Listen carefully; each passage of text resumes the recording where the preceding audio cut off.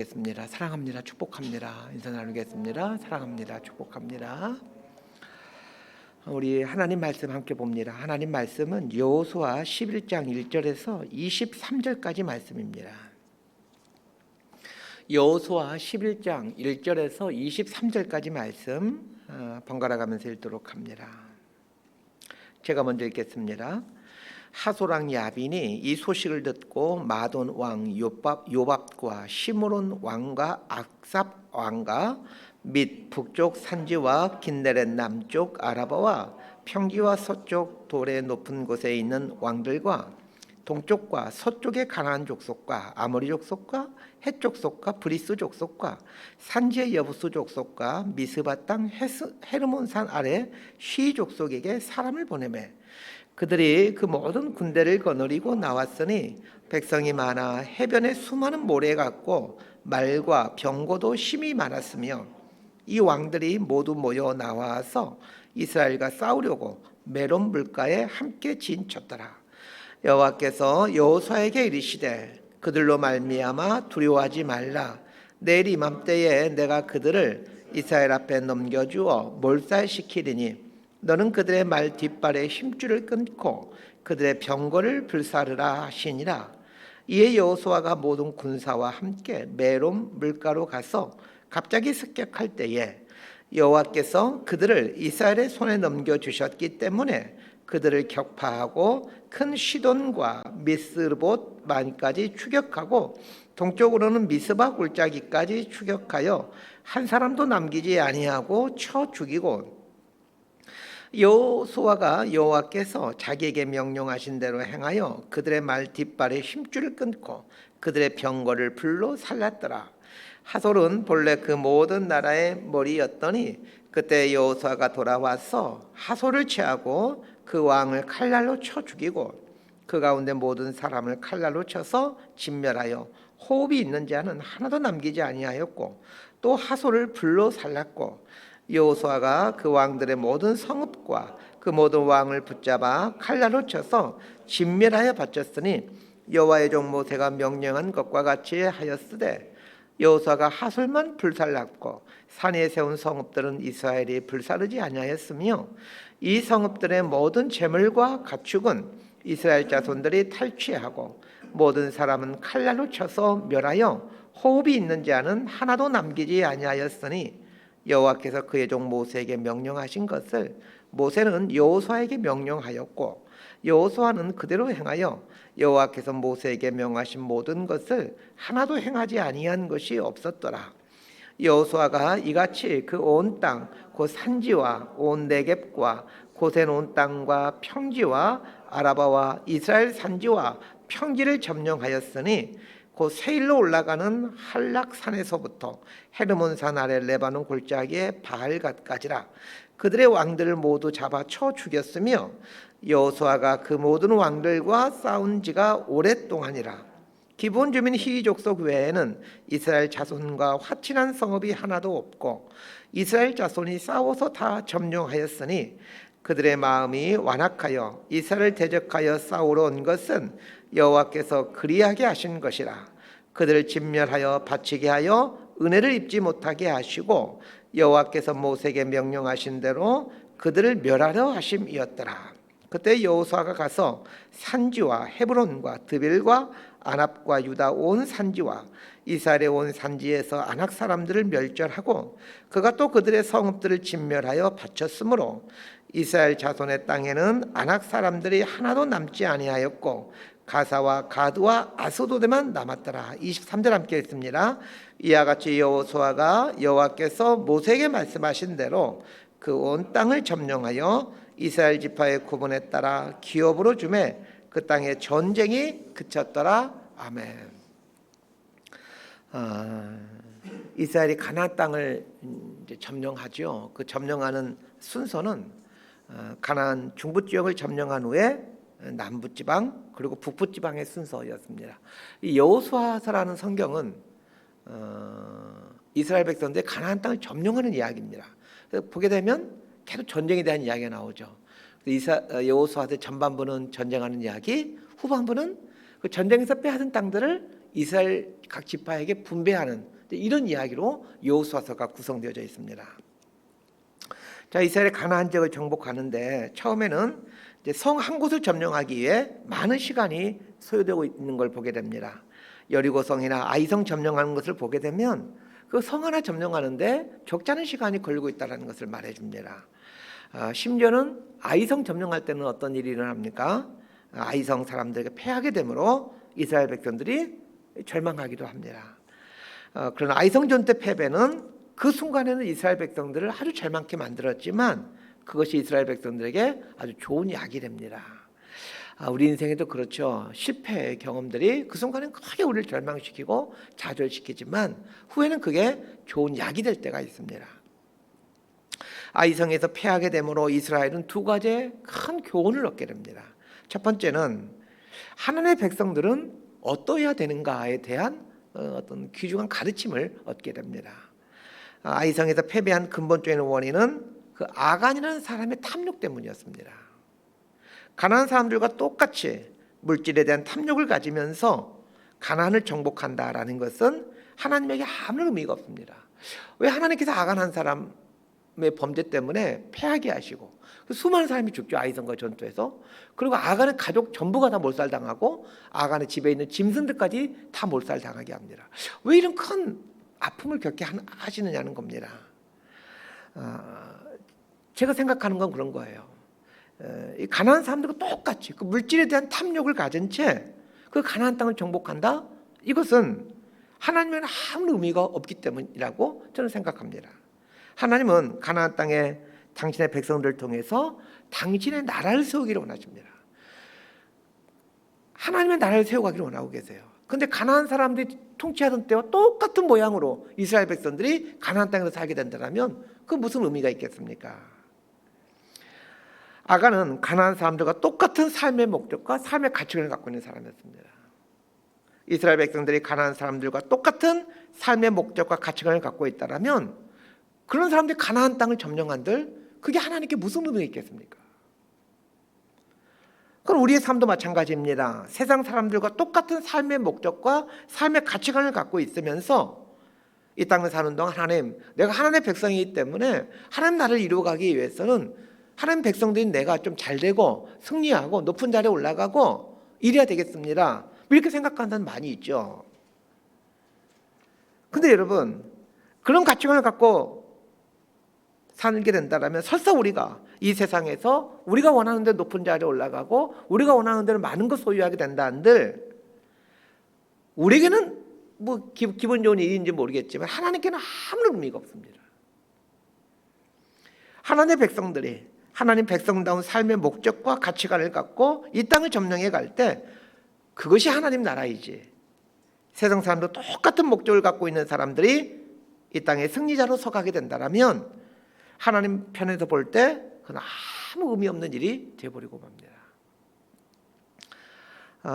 우리는 높아지고 많아지고 승리하는 삶을 원하고 있을지 모르겠지만 사실 하나님은 별 관심이 없습니다. 그래서 교회는 거룩해야 됩니다.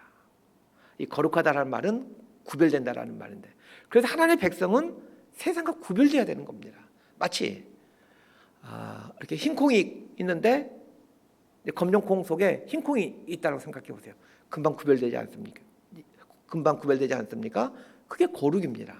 이 카도시라는 우리말 거룩하다라고 번역된 이 단어는 구별되다 이런 뜻입니다.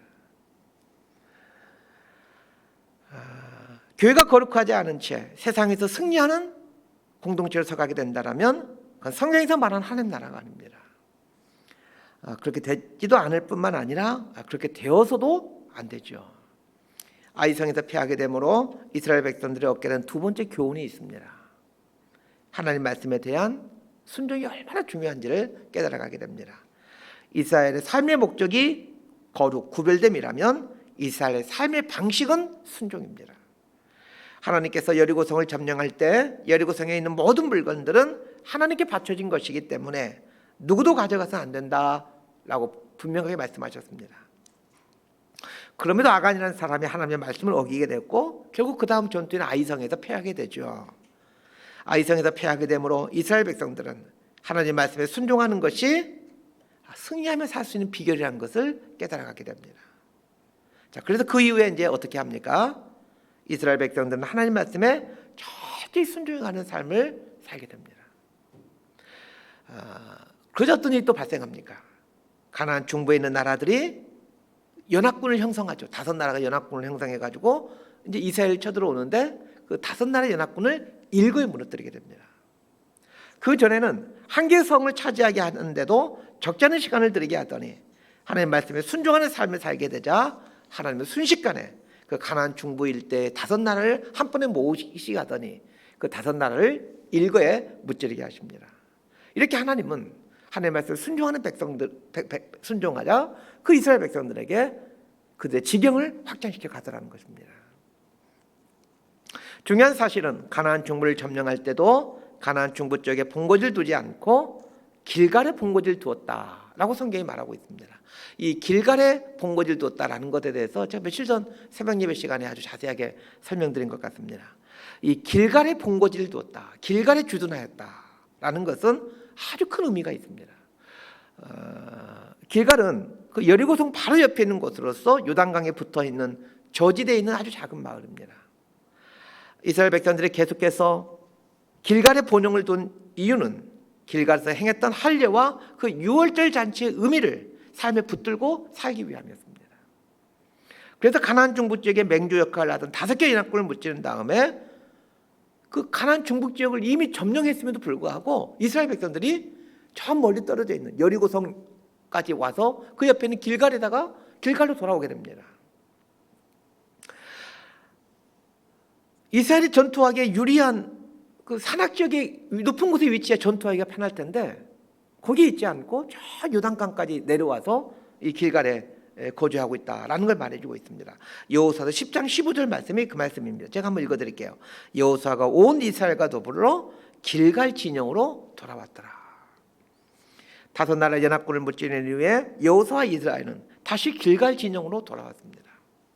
그 다음에 여호수아 10장 16절부터 43절까지에 걸쳐 가나안 남부에 있는 지역들을 정복하는 이야기를 해주고 있습니다. 가나안 남부에 있는 모든 지역을 정복한 이후에 그 다음에 이스라엘은 어떻게 합니까? 여호수아 10장 43절 이렇게 얘기합니다. 제가 읽어드릴게요. 여호수아가 온 이스라엘과 더불어 길갈 진영으로 돌아왔더라. 계속 이스라엘 백성들이 가나안 땅을 다 점령해 가는데 저 가나안 저 동쪽 그 요단강가에 있는 그 길갈까지 그 먼 데까지 와서 거기에서 꼭 거기를 이제 주둔지로 삼고 거기에 거하더라는 거예요. 자, 이렇게 계속해서 여호수아와 온 이스라엘이 길갈 진영으로 돌아왔더라. 이 말을 반복해서 해준 이유가 무엇일까요? 길갈이 갖고 있는 영적인 의미 때문에 그렇습니다. 길갈로 돌아온다라는 말은 마음을 낮추어서 하나님을 바라본다라는 뜻입니다. 승리에 도취되지 않고 다시 겸손히 하나님의 은혜를 구하고 하나님의 도우심을 구하는 겸손의 자리로 돌아왔다라는 의미가 이 길갈로 돌아왔다라는 말에 담긴 의미입니다. 오늘 기도의 자리에서 다시 우리의 마음이 이 낮은 곳, 영적인 길갈, 즉 하나님 앞에 가난한 자로 서가게 된 결단을 했으면 좋겠습니다.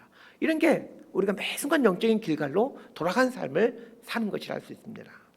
자, 오늘 본문을 보면 길갈로 돌아온 이스라엘 백성들에게 하나님은 가나안 북부 지역에 있는 연합군들을 쳐부수게 해주셨다라는 게 오늘 본문의 이야기입니다. 자, 오늘 본문 1절에서 5절까지 말씀 함께 보도록 합니다. 시작. 하소랑 야빈이 이 소식을 듣고 마도낭 요밥과 시므론 왕과 악삽 왕과 및 북쪽 산지와 긴네렛 남쪽 아라바와 평지와 서쪽 돌의 높은 곳에 있는 왕들과 동쪽과 서쪽의 가나안 족속과 아모리 족속과 헷 족속과 브리스 족속과 산지의 여부스 족속과 미스바 땅 헤르몬 산 아래 히 족속에게 사람을 보내매 그들이 그 모든 군대를 거느리고 나왔으니 백성이 많아 해변에 수많은 모래 같고 말과 병고도 심이 많았으며 이 왕들이 모두 모여서 나와서 이스라엘과 싸우려고 메론 물가에 함께 진쳤더라. 자, 여호수아 11장은 이제 가나안의 북부 지역을 점령해가는 그런 이야기입니다. 통상 이스라엘 땅의 북부 지역을 우리 신약서에서는 갈릴리 지역 이렇게 얘기를 합니다. 가나안 중부 지역과 또 남부 지역이 이스라엘 손에 넘어갔다라는 소식을 들은 이 가나안 북쪽에 있는 도시국가들이 이제 하솔 왕을 중심으로 연합군을 형성합니다. 하솔 왕을 중심으로 연합하게 된 북부 동맹국들의 이름이 이제 1절에서 5절에 나오고 있습니다. 가나안 북부에 있는 연합군들은 남부에 있는 지역과는 비교할 수 없을 만큼 강력하고 큰 도시들이었습니다. 특히 북부 지방에 이 맹주 역할을 하는 나라가 하솔이라는 나라인데, 자, 이 하솔이라는 곳은 성경에 종종 등장하는 아주 인지도가 높은 그런 성입니다. 하솔이라는 성은 갈릴리 호수로부터 북쪽에 15km 지점에 위치한 도시국가인데 그 성의 면적이 200에이커에 달하는 거대한 성이었습니다. 우리 여리고 공부할 때 여리고를 가리켜서 가나안 중남부 지역에 있는 성 중에 가장 큰 성 중에 이 성이 여리고성이라고 말했습니다. 이 여리고성은 인류 역사에서도 아주 오래된 그런 성 중에 하나입니다. 그런데 여리고성의 면적이 8에이커입니다. 하솔성은 여리고성보다 25배나 큰 성입니다. 그렇다면 하솔이라는 국가가 얼마나 큰 성이었는지를 짐작할 수 있게 되겠죠.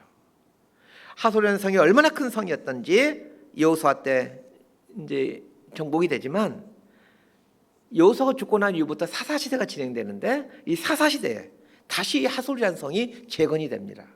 그래서 심지어는 이 하솔이라는 나라가 그 사사 시대 이스라엘을 통치하는 그런 나라로 변모할 만큼 이 하솔이라는 곳은 굉장히 강력한 그런 도시국가였습니다.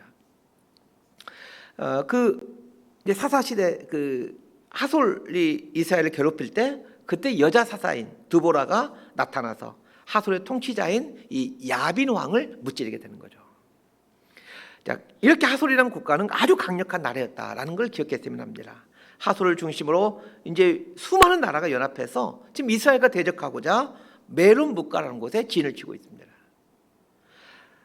이 가나안 북부 지역의 연합군의 군인 숫자가 얼마나 많았던지 4절에 보니까 뭐라고 표현하냐면, 백성이 많아 해변에 수많은 모래 같고 말과 병거도 심이 많았으며, 이렇게 말해주고 있습니다. 길갈에 주둔하고 있던 여호수아는 정탐꾼을 통해 가나안 북부 지방의 연합군들이 모여서 이 메론 물가에 진을 치고 있다는 것을 보고받습니다.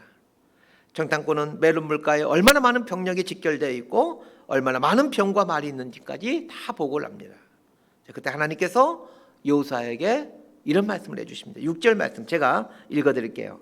여호와께서 여호수아에게 이르시되 그들로 말미암아 두려워하지 말라. 내일 이맘때에 내가 그들을 이스라엘 앞에 넘겨주어 몰살시키리니 너는 그들의 말 뒷발에 힘줄을 끊고 그들의 병거를 불사르라 하시니라. 하나님께서 여호수아에게 두려워하지 말아라 라고 말씀해 주시면서 내일 이맘때에 그들을 이스라엘에게 넘겨주겠다 이렇게 말씀하십니다. 자, 그러면서 이상한 말씀을 하십니다. 그들의 말 뒷발에 힘줄을 끊고 그들의 병거를 불사르라 이렇게 말씀하십니다. 여호수아서를 공부할 때 놓치지 말아야 될 것이 있습니다. 이스라엘 백성들이 각 성을 점령하는데 그 가나안에 있는 모든 지역들을 다 점령해 가는 게 아닙니다. 그 주요 지역들만 점령하고 각 지역을 이제 분배받는 지파들로 하여금 잔존하고 있는 작은 마을들을 점령해 가게 하는 겁니다. 좀 이해하기 쉽게 설명하자면 우리나라식으로 설명드리겠습니다. 자, 우리나라식으로 설명을 할게요. 자, 이스라엘 백성들이 이제 용인이라는 지역을 점령했다면 용인의 주요 도심지들, 뭐 처인 시청에 있는 곳, 뭐 기흥의 중심지, 수지구의 중심지 이런 곳만 점령하고 이렇게 막 공세동 골짜기, 고매동 골짜기 이런 데 잠깐 내버려 뒀다는 거예요. 그래서 여기를 분배받은 사람들이 그 마을에 조그만 마을에 살고 있는 것들은 점령하도록 이렇게 점령했다라고 이해를 하셔야 됩니다. 자, 그렇다면 이제 가나안의 주력 부대가 가지고 있었던 그 말과 병거들을 이제 다 취해 가지고 계속해서 이제 전쟁이 있을 텐데 그 전쟁에 사용해야 될 거는 너무나도 일반적인 상식이지 않겠습니까? 이스라엘 백성들은 40년 동안 광야에서 살다가 지금 가나안 땅을 점령하는 임무를 부여받았습니다. 광야에서 40년 동안 살아왔기에 이스라엘 백성들은 제대로 된 무기를 갖추고 있지 않습니다. 그렇다면 이 가나안 사람들과 전쟁하면서 빼앗게 된 그 병거, 말, 무기, 이런 것들은 전쟁을 위해서는 반드시 필요한 것들입니다. 그럼에도 불구하고 하나님은 그 빼앗은 말에 대해서 말 뒷발에 힘줄을 끊으라 라고 말씀하시고 그 병거들 불사르라고 말씀하십니다. 말 뒷발에 힘줄을 끊고 병거를 불사르라 라는 말은 무슨 뜻이겠습니까? 그 무기 의지하지 말고 하나님 의지함으로 가나안 점령하라 라는 이야기입니다. 오늘 본문 묵상하면서 우리가 의지하고 있는 이 말 뒷발의 힘줄과 병거가 무엇인지를 곰곰이 생각해 봤으면 합니다. 전쟁에서 말 뒷발의 힘줄과 병거는 꼭 있어야만 되는 것들이죠. 근데 그것들을 뒷발에 힘줄 끊어버리고 병거 불태우라고 말씀하십니다. 전쟁을 하는데 말과 병거는 꼭 필요합니다. 그럼에도 불구하고 하나님은 말 뒷발에 힘줄 끊으라 하고 병거를 불사르라고 합니다. 우리 삶도 마찬가지입니다. 이 땅에서 산다는 게 전쟁 아닙니까? 먹고 살기 위한 전쟁은 날마다 벌리며 살아갑니다. 그런데 전쟁 같은 삶을 사는 우리에게 전쟁에 있어서 꼭 필요한 그 말과 병거를 의지하지 말고 하나님 의지하라고 하십니다. 하나님 이 말씀에 순종하는 것이 결코 쉬운 일이 아닙니다. 자, 그런데 요소가 어떻게 하는지 한번 보시기 바랍니다. 9절 말씀 우리 함께 읽도록 하겠습니다. 9절 말씀 함께 보겠습니다. 시작. 여호수아가 여호와께서 자기에게 명령하신 대로 행하여 그들의 말 뒷발에 힘줄을 끊고 그들의 병거를 불러 살랐더라. 여호수아와 모세를 비교해 볼 때 여호수아는 모세에 비해서 능력 면에서 탁월하지가 못합니다. 우리 출애굽기 보게 되면 알죠. 모세가 얼마나 능력이 많은 사람인지. 모세가 손을 들면 홍해가 갈라지고 지팡이로 반석을 치면 반석에서 물이 나옵니다. 이에 반해 여호수아는 어떤 무슨 기적이나 능력을 행하는 그런 사람이 아닙니다. 자, 그런데 여호수아에게 탁월한 게 있습니다. 여호수아에게 능력은 없었지만 하나님 말씀에 순종하는 것에서는 탁월한 사람입니다. 탁월한 능력을 갖는 것은 결코 쉬운 일이 아니죠. 또한 원한다고 되는 것도 아닙니다. 그러나 하나님 말씀에 순종하는 것은 사실 제 결단에 달려 있습니다. 참으로 신기한 것은 그 많은 능력을 갖고 있던 모세에게는 이상하게도 적지 않은 사람들이 대들더라는 것입니다. 이스라엘 백성을 보세요. 심지어는 모세의 형과 누이도 대들지 않습니까? 많은 사람이 모세에게 대듭니다. 아니 그렇게 막 능력이 많은 모세에게 대든 사람도 참 이해가 안 되는데 어쨌든 그 능력 많은 모세에게 사람들 자꾸 대들더라는 거예요. 반면에 별 능력이 없는 여호수아에게는 어느 누구도 대들지 않더라는 것입니다. 물론 이스라엘 백성들이 그 광야 40년을 통해 많이 성숙했기 때문이기도 합니다. 그럼에도 어느 누구도 여호수아에게 대들지 않았다는 것은 이 여호수아에게 이 특별한 하나님의 은총이 주어졌기 때문입니다. 하나님이 여호수아 1장 8절에서 말씀하신 것처럼 이 율법책을 네 입에서 떠나지 말게 하며 주야로 그것을 묵상하여 그 안에 기록된 대로 다 지켜 행하라. 그리하면 네 길이 평탄하게 될 것이며 네가 형통하리라. 하나님이 여호수아에게 주신 첫 번째 이 말씀처럼 정말 여호수아의 삶은 평탄하고 형통하였습니다. 그 말은 무슨 뜻입니까? 정말 여호수아가 하나님의 말씀을 묵상하고 또 묵상하고 날마다 주야로 이 말씀을 생각하며 그 말씀에 순종했다는 것을 알 수가 있는 거죠. 말과 병거를 두므로 내 방법대로 세상 방식대로 싸우지 않고 말과 병거를 포기함으로 하나님의 방법을 선택하며 살겠다라고 하자 정말로 하나님은 매번 전투에서 새로운 방법들과 그 새로운 전술들을 알려주십니다. 믿음으로 인생을 살아간다는 게 무엇일까 생각해 봅니다.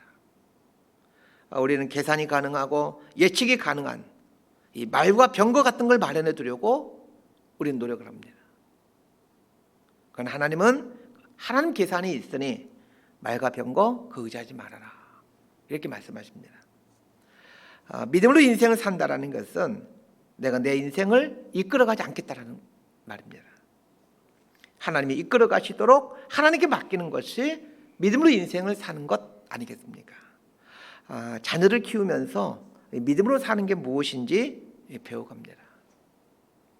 자녀들이 내 생각대로 살면 참 좋겠는데 세상에 그런 자녀는 없습니다. 내 생각대로 크는 자녀들, 내 생각대로 해주는 자녀들 없습니다. 내 생각대로 좀 진로를 정했으면 좋겠고 내 생각대로 공부를 했으면 좋겠는데 그렇지 않습니다. 참 속상할 때 많죠. 그러면서 배워갑니다. 자녀를 하나님께 맡기는 게 믿음으로 사는 거겠구나. 얼핏 들으면 우리 자녀들이 공부를 엄청 안 하는 걸로 생각하는데 그런 건 아니고 그렇지만 늘 제 마음 가운데 좀 우리 아이들이 이렇게 됐으면 좋겠는데 좀 이렇게 공부했으면 좋겠는데 좀 이렇게 준비하면 살면 좋겠는데 그런 마음이 늘 있지만 아이들은 그렇게 하지 않는 것 같습니다. 그런 거 보면서 이 아이들 하나님께 자꾸 맡겨가는 것 그게 믿음으로 사는 게 아닐까라는 생각들 하게 됩니다. 자, 우리 16절에서 20절까지 말씀 번갈아 함께 읽도록 하겠습니다. 시작.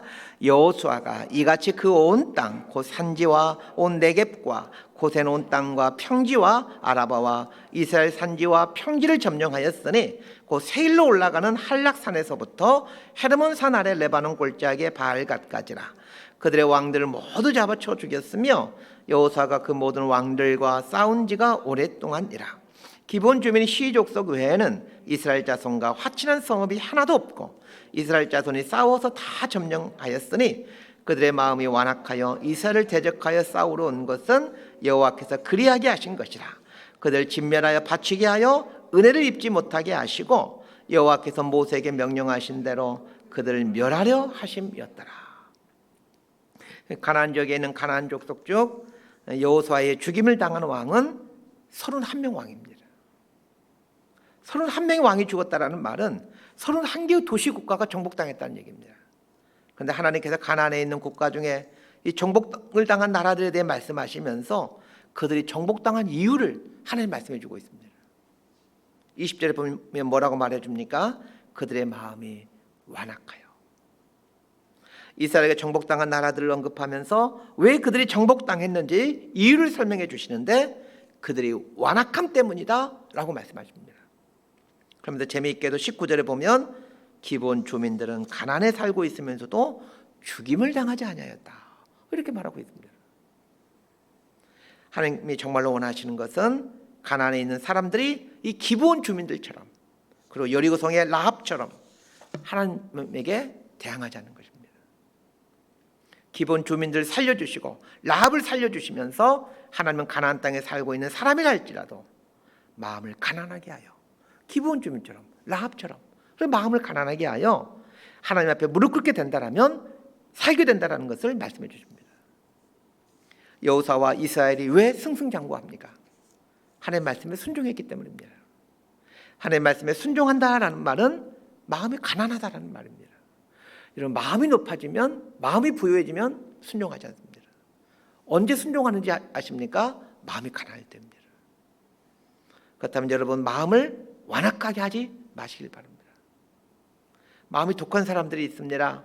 교회 다니는데도 참 마음이 강팍한 사람들이 있습니다. 고집 세고 자기 중심적인 사람들, 완악한 사람들이죠. 마음은 하나님이 거주하는 처소입니다. 성령 하나님께서 우리 안에 거하신다라고 하는데 성령님이 우리 안에 거하신다라는 것은 좀 더 정확히 표현하면 우리 마음에 거주하신다라는 말입니다. 그래서 우리 마음이 지성소입니다. 지성소 하나님이 임재하신 곳이었는데 우리 사람의 지성소는 우리의 마음입니다. 하나님이 거주하시는 이 마음, 우리 마음의 지성소를 강팍하게 만들어 간다면 어찌 하나님께서 편안히 거주할 수 있겠습니까? 꼭 기억하시길 바랍니다. 하나님은 마음이 완악한 사람, 강팍한 사람을 대적하십니다. 반대로 마음이 가난한 사람은 말씀에 순종하며 살게 하나님께서 은혜를 베풀어 주십니다. 기도란 무엇입니까? 우리 이제 금요 기도의 시간에 기도하는 시간을 곧 갖게 될 텐데 기도란 무엇입니까? 마음을 정화시켜 가는 것이라고 저는 생각합니다. 청소기로 집안 청소를 하듯이 기도하면서 우리의 마음을 정화시켜 감으로 성령 하나님이 거주하시는 그 깨끗한 처소로 만들어가는 것, 그게 기도 아니겠습니까? 마음이 가난한 자는 천국이 저희 것이며 예수님 말씀처럼 마음이 가난해지게 되면 천국을 소유하며 살게 됩니다. 천국이란 하나님이 계신 곳입니다. 그러기에 가나안 마음을 갖게 되면 하나님이 계시는, 하나님이 함께 하시는 이 천국의 삶을 사는 것입니다. 말씀 정리합니다. 여호사와 이스라엘이 형통할 수 있었던 비결은 하나님의 말씀에 대한 순종이었습니다. 말짓발에 힘줄을 끊고 병거를 불태우라 라는 이 참 순종하기 어려운 말씀에 순종할 때 하나님은 전쟁에서 승리케 하십니다. 전쟁에서 승리하려면 말이 많이 있어야 하고 병거가 있어야 되는 것이 상식적이고 세상의 논리인데, 하나님은 그 상식 의지하지 말고 세상의 논리 의지하지 말고 하나님 방법 의지하고 하나님 의지하라고 말씀하십니다. 내 계획과 방법을 내려놓으면 죽을 것 같지만 죽지 않습니다. 기도하면서도 왜 하나님의 임재를 느끼지 못합니까? 내 계획과 내 방법을 꼭 붙들고 있기 때문입니다. 내 계획과 내 방법을 내려놓을 때 하나님이 주시는 깊은 평안과 안식이 있습니다. 마음을 가난하게 하십시오. 악한 마음, 싸나운 마음 내려놓으시길 바랍니다. 그거 내려놓을 때 가난한 심령에 하나님의 임재하심을 경험하게 됩니다. 하나님은 기꺼이 하나님의 말씀을 빈 그릇에 채워가는 그 가난한 마음을 가진 사람과 함께 하시어 결국에는 그 사람에게 승리케 하십니다. 오늘 기도하시면서 내가 혹시 끊어야 될 이 뒷발꿀의 힘줄은 무엇인지, 내가 태워야 되는 그 병거가 무엇인지 하나님께 구하고, 그리고 내 안에 제거해야 되는 그 완악한 마음, 그 세상적인 방법들, 이런 것들은 무엇인지를 구하면서 이 가난한 마음에 임재하시는 이 하나님의 크신 은혜를 경험하게 되기를 주님의 이름으로 소망하고 축복합니다. 기도하겠습니다.